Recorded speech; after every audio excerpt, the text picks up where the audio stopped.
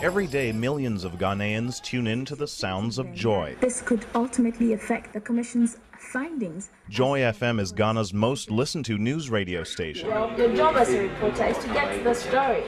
But today, the newsroom is in chaos. But we've got basically 15 minutes. We're a bit constrained. Do you think you can find anything out before midday?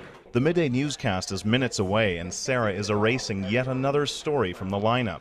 Sarah Meehan used to work as a radio news producer in Toronto. Human rights issues are really interesting because they're everywhere. She's now in Ghana on a 6-month placement with an organization called Journalists for Human Rights. The Toronto-based group sends reporters to Africa, where they teach other journalists how to report on human rights abuses. There was a severe fear here all the time. You couldn't report on things that you were seeing. Journalists have reason to be fearful. As a recent example, this reporter was chased by soldiers for filming a student riot from a rooftop. Soldiers arrested another journalist by mistake. He spent more than a week in jail. It went well. Yeah, it went well. Yeah. Sarah and the other journalists are trying to change that one story at a time. It's a matter of making sure that we're digging into the impactful and relevant areas of what the stories are and not just surface level.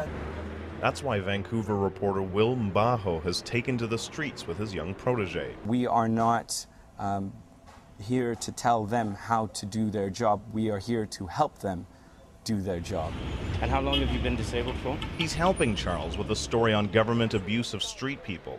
Thanks to his Canadian teacher, Charles is starting to see his country in a whole new light. I now know that there are people suffering on the streets, the very people that we so much claim we fight for. Their voices were not being heard.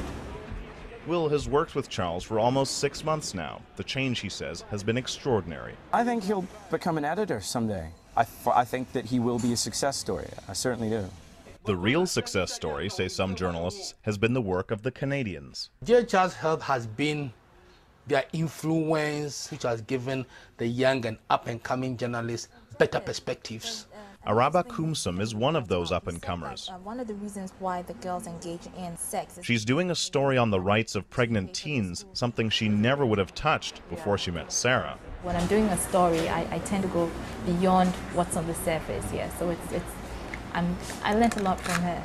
Sarah, Will, and the other Canadian journalists will only be here for 6 months, but their impact will be felt for years to come. I like to believe that you don't need to be thanked for the things that you do. As long as they maintain this interest over time, that to me would be the best legacy I could hope for. Kim Brunhuber, CTV News, Accra, Ghana.